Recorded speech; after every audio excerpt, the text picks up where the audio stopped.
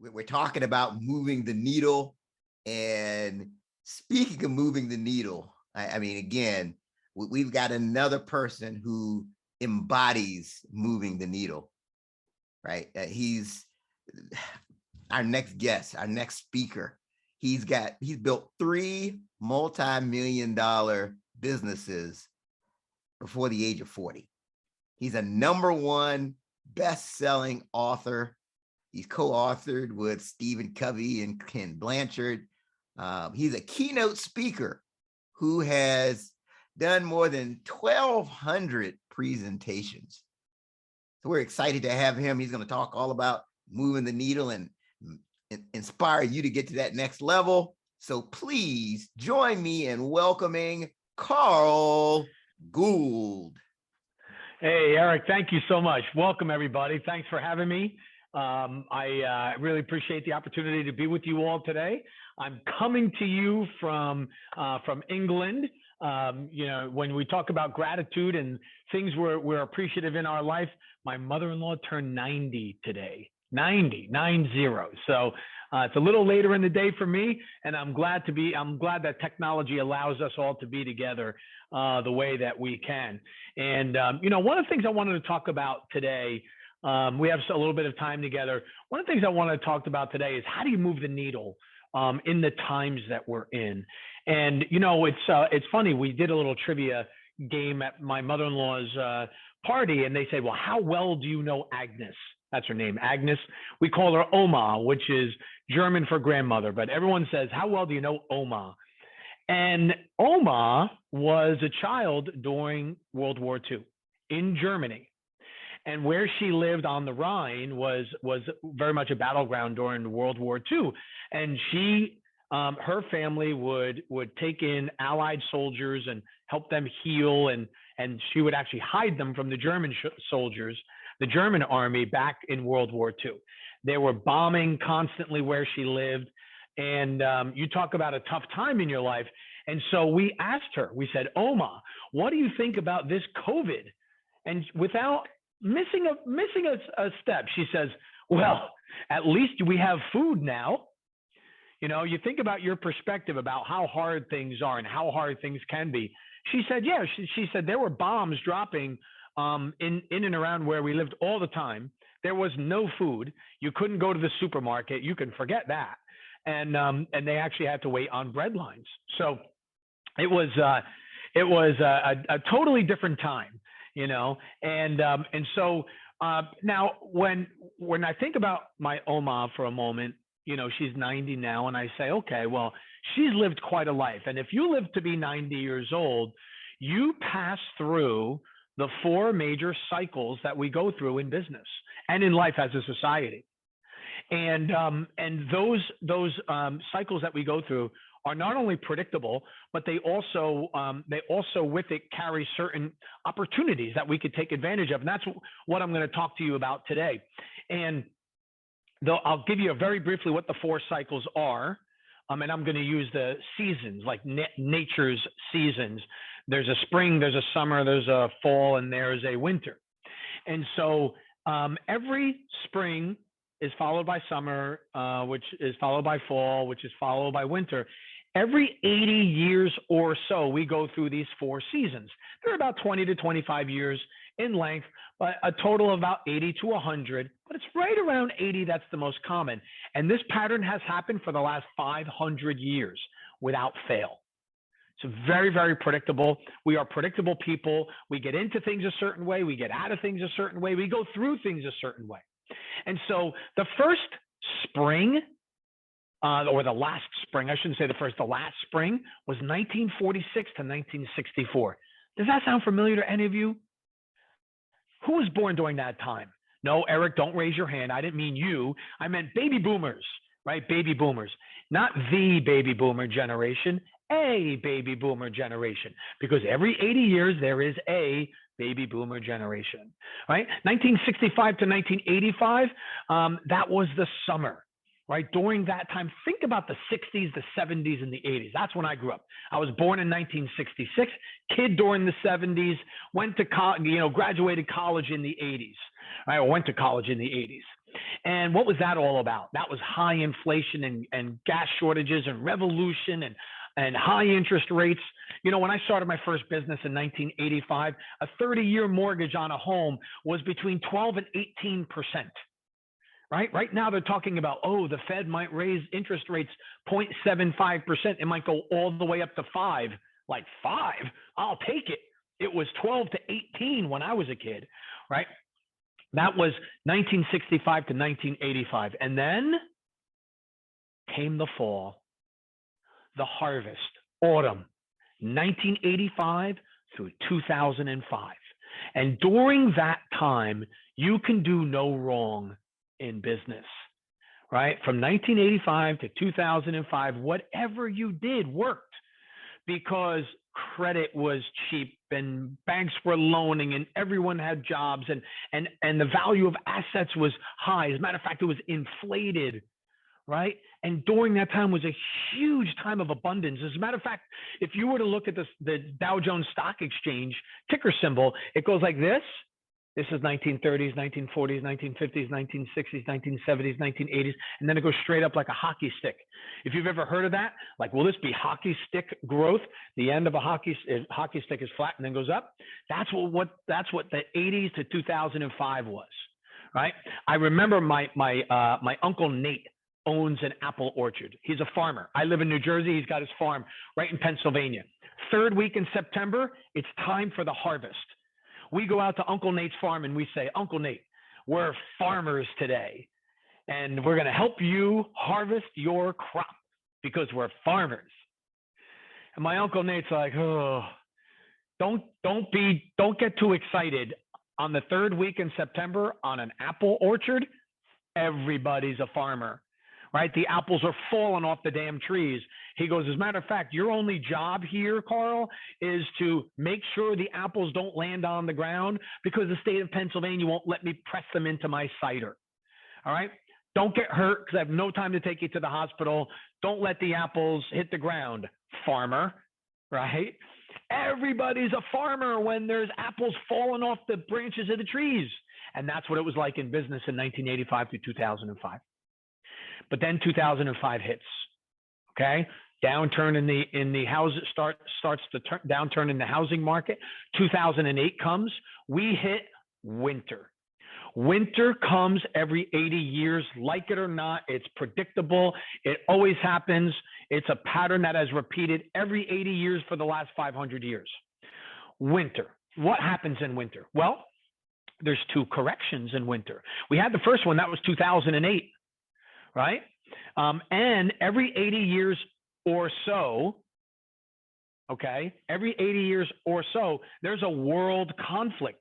80 years ago was, guess what? World War II. What do we have now? And I'm not talking about Russia and Ukraine. That could start World War III, but we have a pandemic that impacted everybody in the world. How many people do you know that have not had COVID? Do you know more people in your life now that have had COVID versus not had COVID? You probably do. That's a world conflict. It impacted everybody, right? And winter is anticipated to go until about 2029, right? So we're in it right now. We are in winter. We've had one correction. There's one more coming. That might be what we go through over the next few years. So it's very predictable what we're in, but I love winter, everybody. I love winter because winter is an opportunity where you can buy assets at a lower price, where you can invest in things that will accumulate over time. Winter also weeds out the weaker companies. If you're not strong, if you don't take advantage of winter, if you don't redefine the relationship with your clientele, winter is going to be awfully hard for you over the next, say, 5 to 7 years. It's going to be hard. It's going to be hard for you. However, if you understand what winter is all about and how to pivot, how to move the chain, you're going to find winter to be brilliant. You know, 2/3 of the Fortune 500 companies were started in a recession. Some of the best companies we know of today started out of necessity during a recession. Companies pivot during a recession. Winter is a great time to recalibrate. Think about what you are all about as a company. Think about who your clients are and how do you best serve them. Now think about this. I want to tell you something. Have you watched the news? Right? You hear the news about the pandemic and all that. Well, I'm here to tell you the pandemic is over. It's over. Good news, everybody. The pandemic is over. Now, the virus is still around, so be careful and do all the things you need to do to be safe. But the pandemic, as it relates to how people buy and our society, is over. We know what the pandemic is. We know how to keep ourselves safe. We know what to avoid and what not to avoid. We know all the mitigation measures. We know what our doctors are telling us.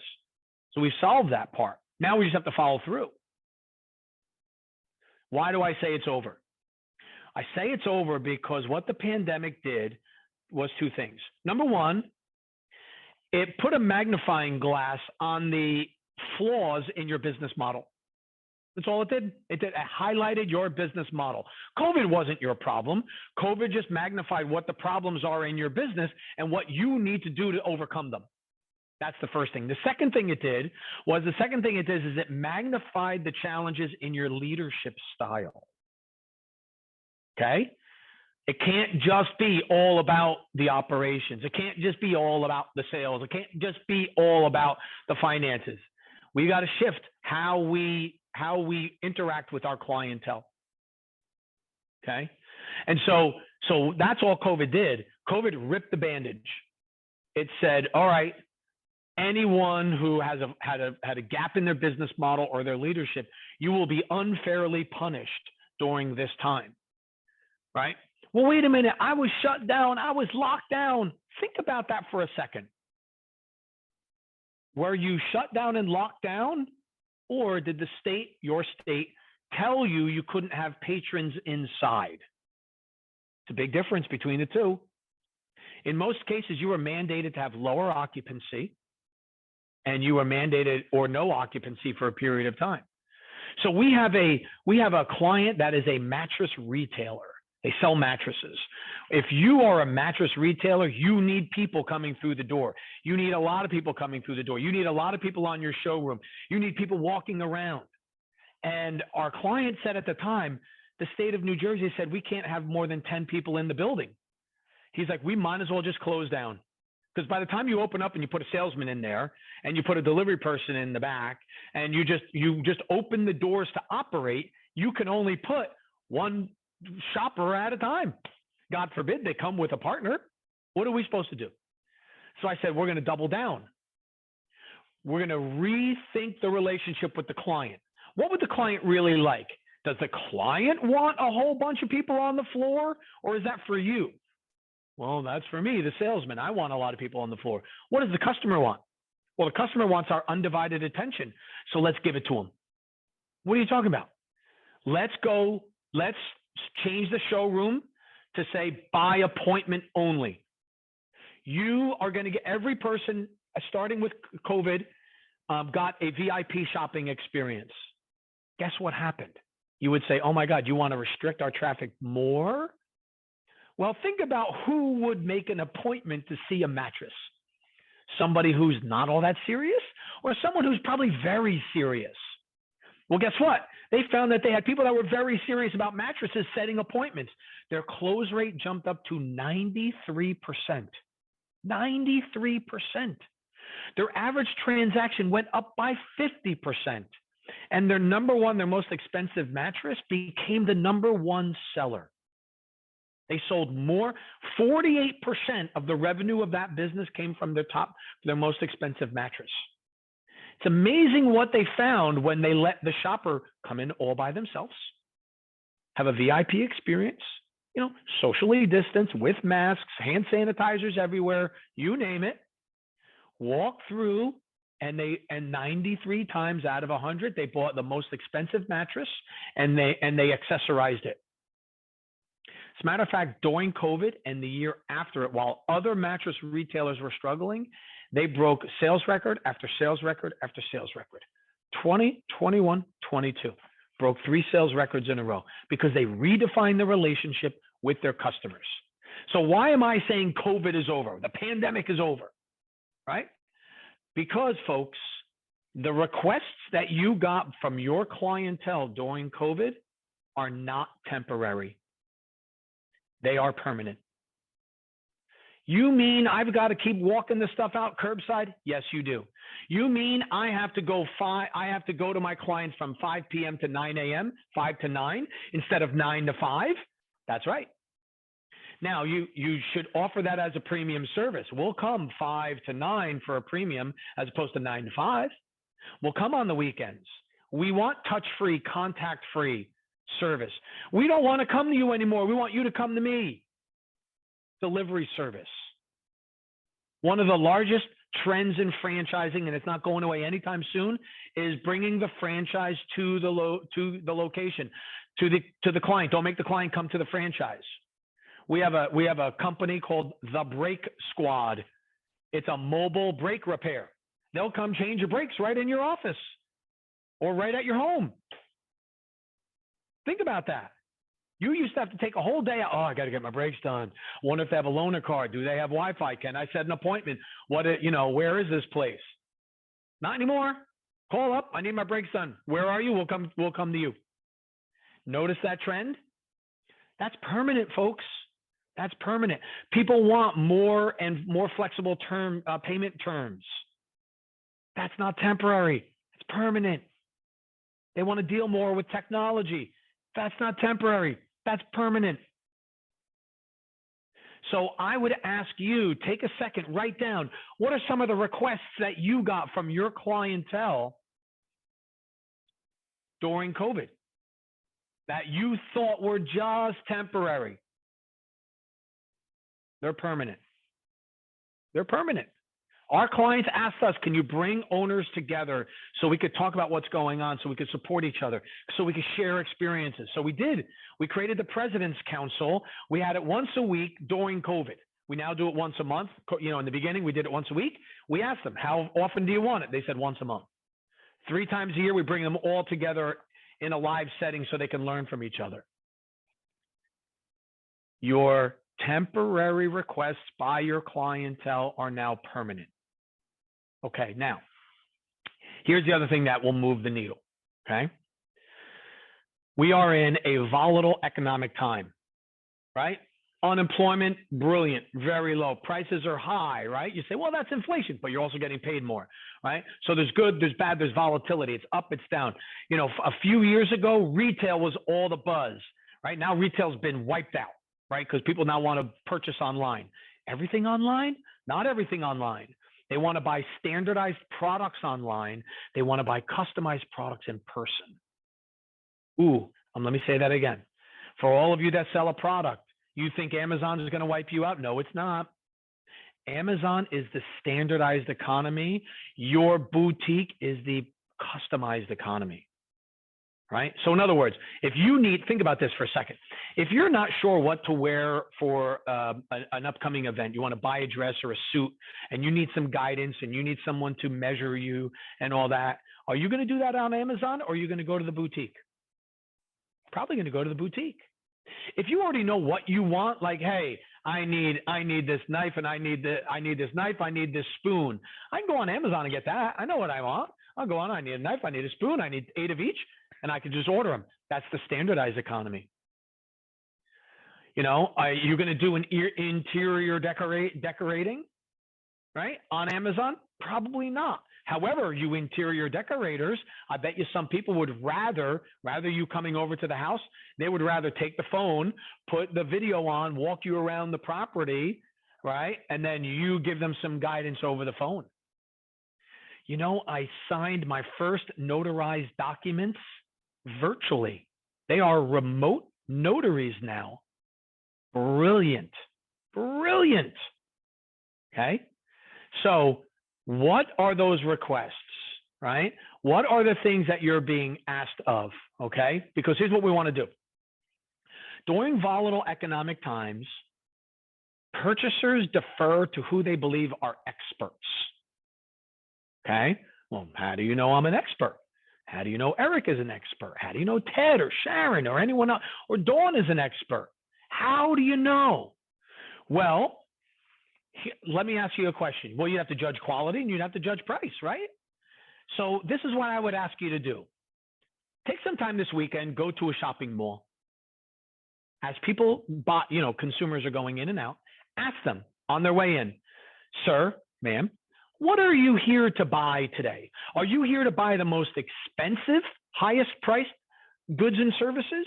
Or are you here to purchase the highest quality goods and services? What do you think they would say? Probably say they want the highest quality, right?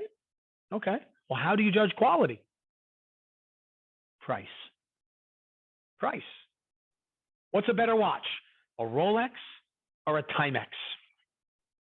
Rolex, Timex. Rolex, the conversation starts at about $5,000, right?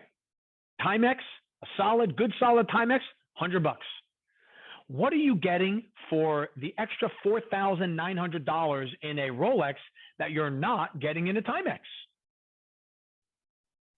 Think about that.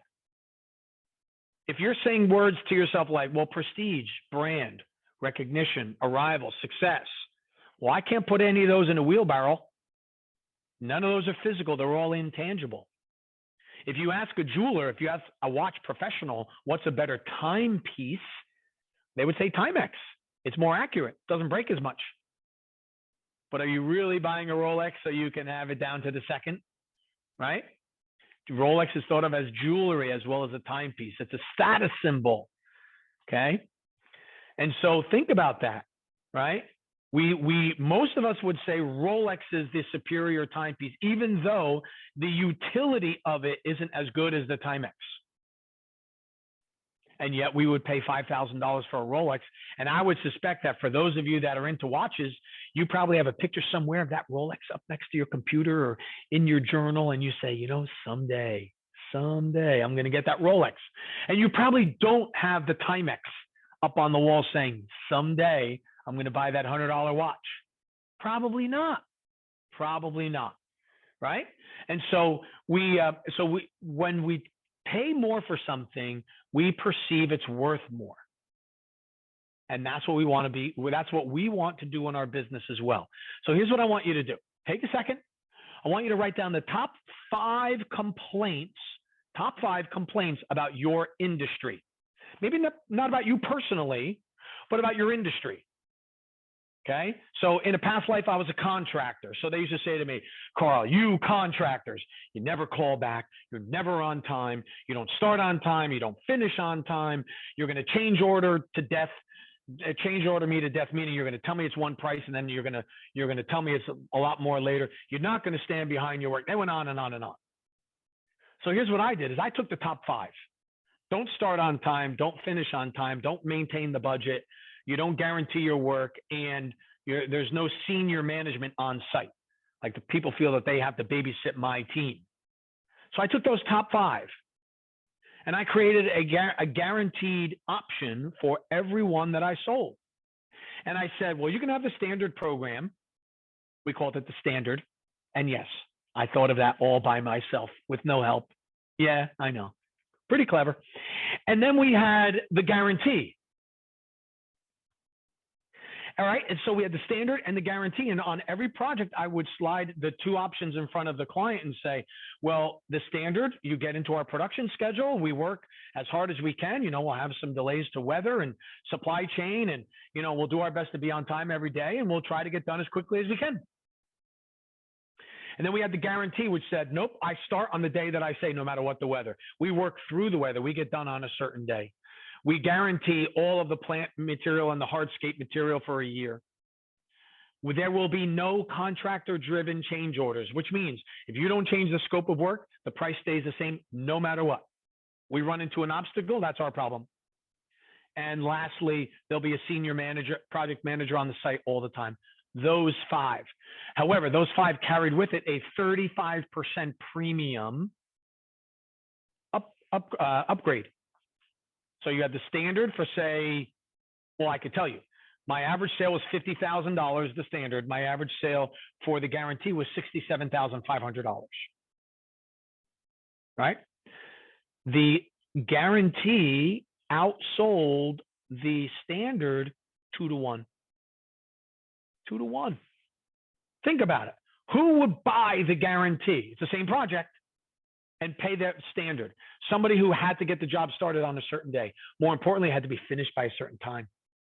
Right? They had a delivery. They had a opening. They had a delivery coming on a certain day. They had to have the landscaper out, the contractor out of there.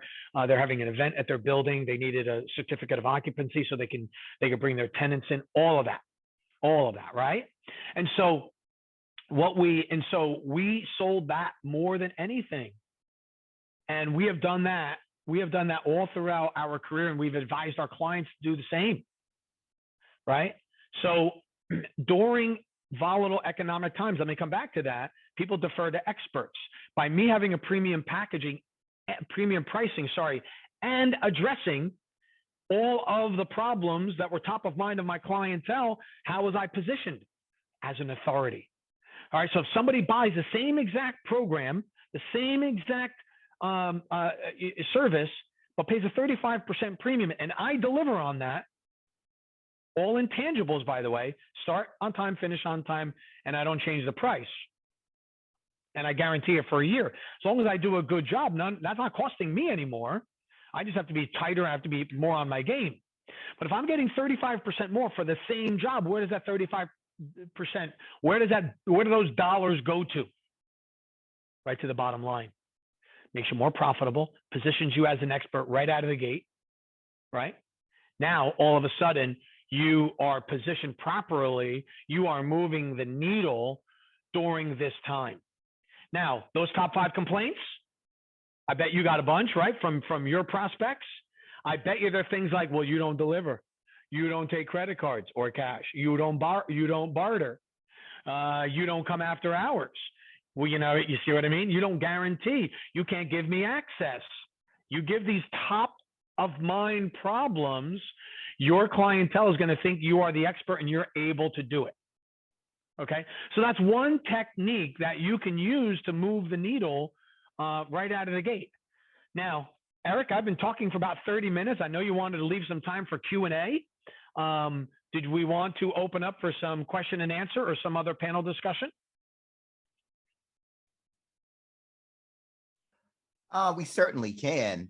We'll certainly open it up to questions that anybody may have at this time. I actually, here's a question that I see here. You made the comment, "I love winter." Now, Carl, that's not a, the typical entrepreneur is not thinking about that. Can you expound on that a little more? Sure. So winter is a time of correction, right?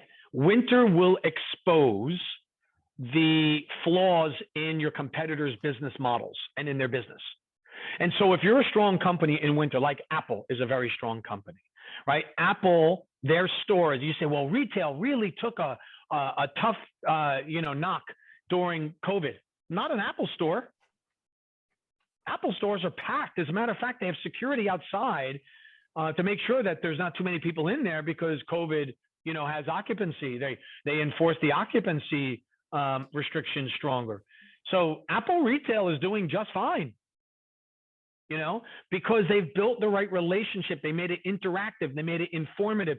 If you go there to buy something, you're working with their geniuses who can answer all your questions. They have workshops so you can come in and learn how to use your phone, right? And so but you see other retailers go out because it was a crappy experience, right? You go to the mall. I mean, when I was in grade school and high school, I lived near what in the beginning was the mall. It was called Willowbrook Mall in Wayne, New Jersey. And at one point, it was the largest mall in the world before malls really took off, right? It was the place to go to. It was a novelty. You hung out there. They had a food court, like whoa, no, those things weren't around until then, right? You could go to all these shops. It was amazing. Well, the experience of going to a mall now is the same as it was 40 years ago. Hasn't changed, right? So malls aren't going out because the mall concept isn't good. The idea of having a lot of varied stores together is great. Just malls have not moved with the times. They haven't made it interactive. It's not a specialized, VIP experience anymore. So COVID's going to wipe malls out, not because, we don't like going to malls. We just don't like going to boring buildings where the experience isn't great. So winter, that's what winter does. During winter, like during spring, if you think about it, Eric, there's one kind of weather. It's usually flowers are blooming and it's a little cooler and you get some rain. Summer, hot and dry, or hot and humid, depending on where you're at. Fall, it's cool again. You get some rain, leaves fall off the trees, or at least, some, correction. You get a little bit of change there. But in winter, you get all three seasons all together. Cold, rainy, wet, we get it hot, we get it humid. And and the back and forth changing in society and in business, it wears out other companies. So your weaker companies, this is why I love it, is weaker companies, they can't sustain winter. They just can't. And there's an opportunity to really take advantage of that and grow your market base, buy other companies, launch products, and take advantage of some opportunities that are in the marketplace that you wouldn't have had otherwise. Fantastic. We've got a couple of questions. We'll start with Maisha, who's got her hand up. Maisha? Thank you so much, and happy birthday to your grandmother. Is that what it was? My mother-in-law. Thank you, Maisha. Thank you. Happy birthday. So I just started an e-commerce site. So I love what you said about Amazon being the standard and us boutique commerce sites being the customization. Do you have any ways that I could jazz up my site? My winter is in the summer because that's when I've done all this work for 9 months. I kind of chill. So I use that time to kind of reflect and change. And what am I going to launch next? So any ideas there for us e-commerce businesses? Sure. I'll give you a good example. One of our clients was the inventor of the doggy life jacket. Okay. And a business called Paws Aboard. And she invented the doggy life jacket and that leash that's got two triggers. So one can go long for the dog that runs and one that stays short. Right. She invented those two products. Right. So she sells on Amazon. She sells for $29.95.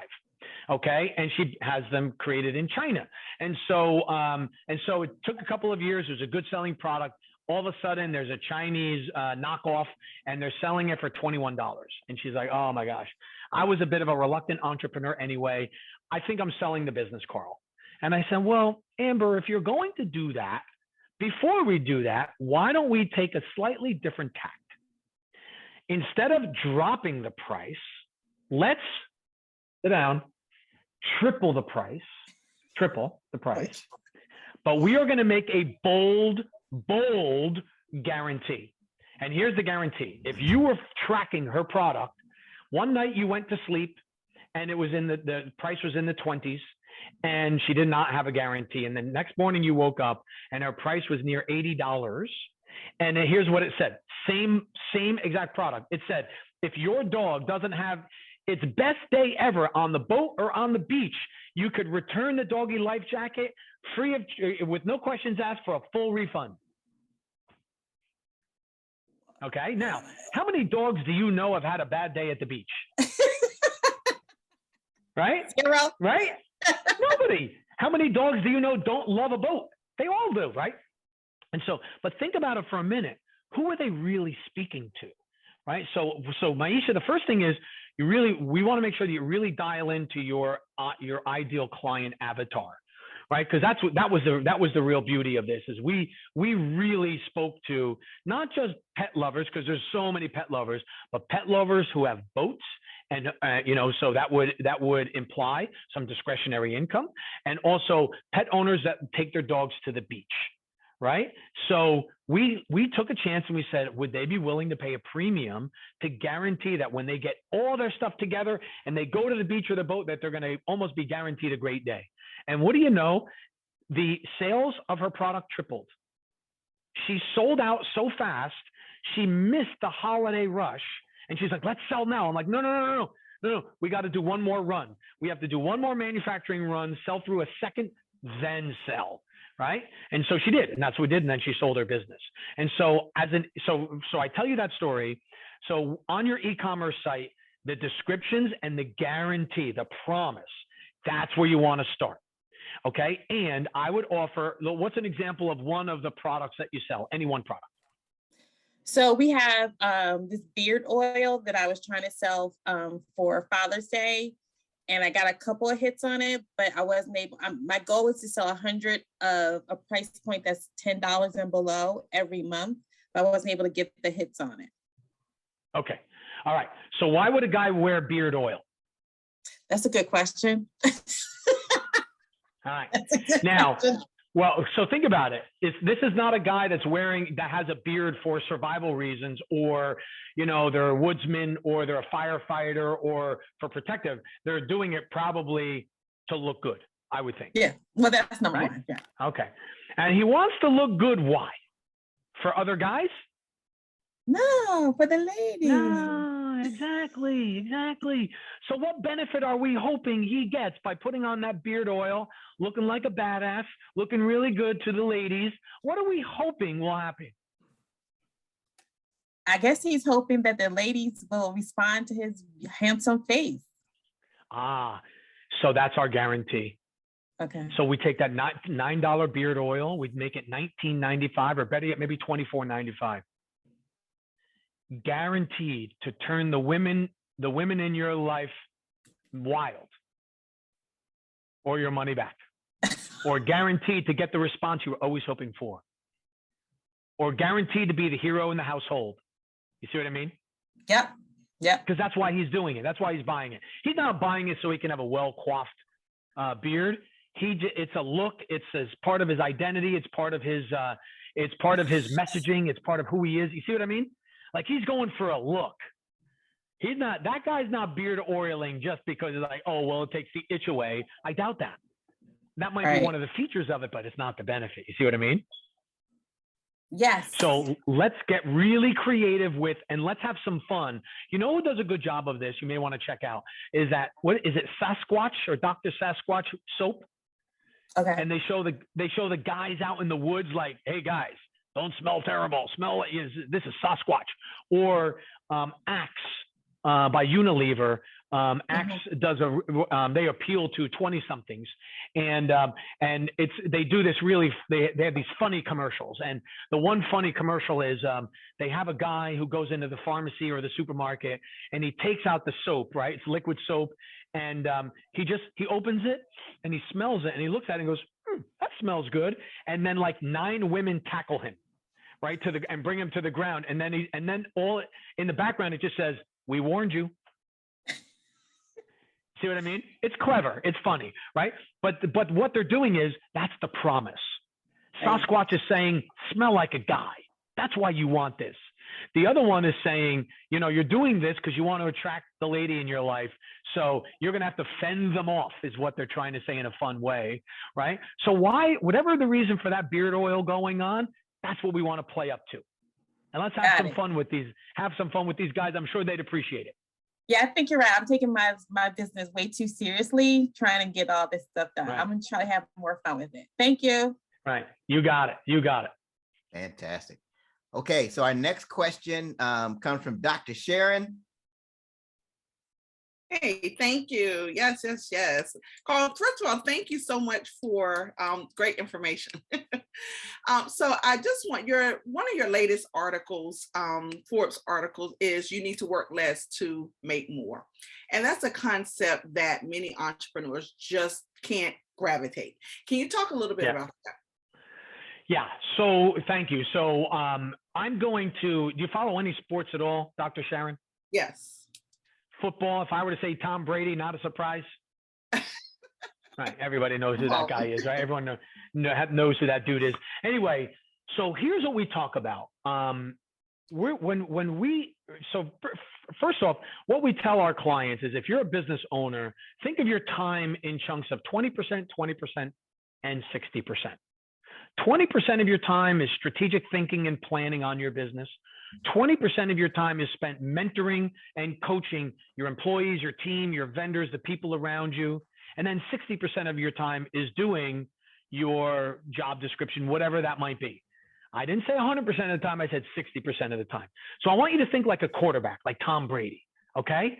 Now, Tom Brady, one of the things I love about him is that he doesn't fit the mold of an athlete.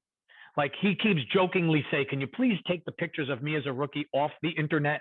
Because they show him at the combine. He's not athletic and he's kind of droopy. And, he looks like he needs a cookie, like, Tom, you need a sandwich? You look like you're deprived, no muscle tone at all.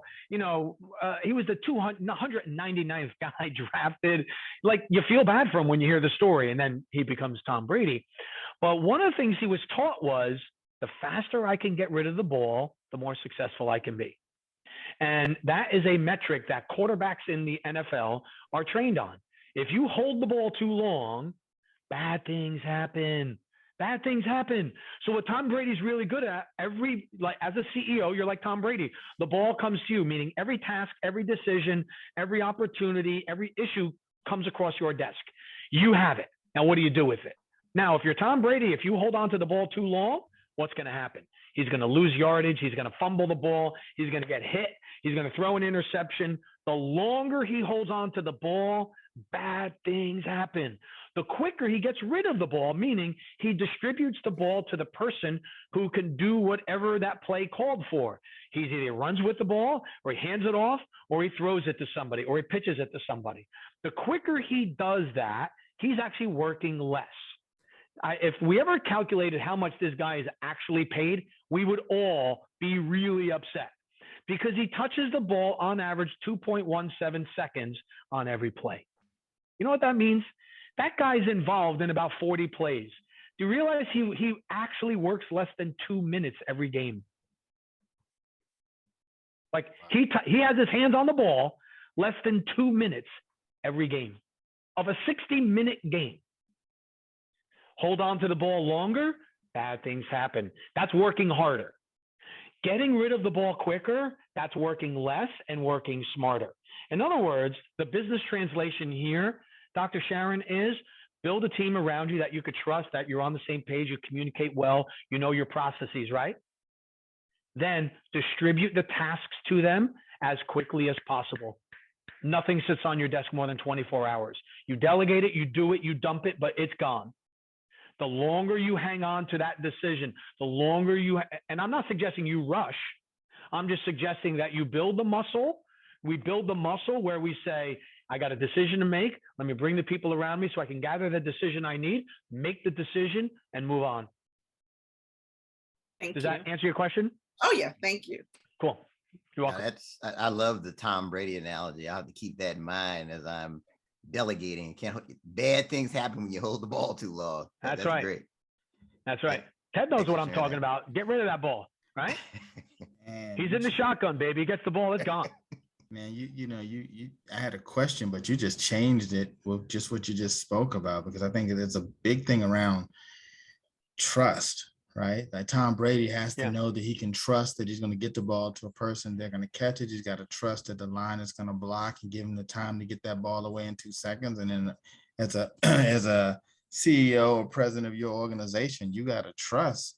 And that's and it's real tough, I think. I have to speak for myself, is that your business is your baby, right? You started it, right? So now you're trusting someone to handle your baby, right? Exactly. In a big organization, it's a little different, but in the small, it's okay, can I trust that Eric is going to get this done? Can I trust that Dr. Sharon is going to get this done?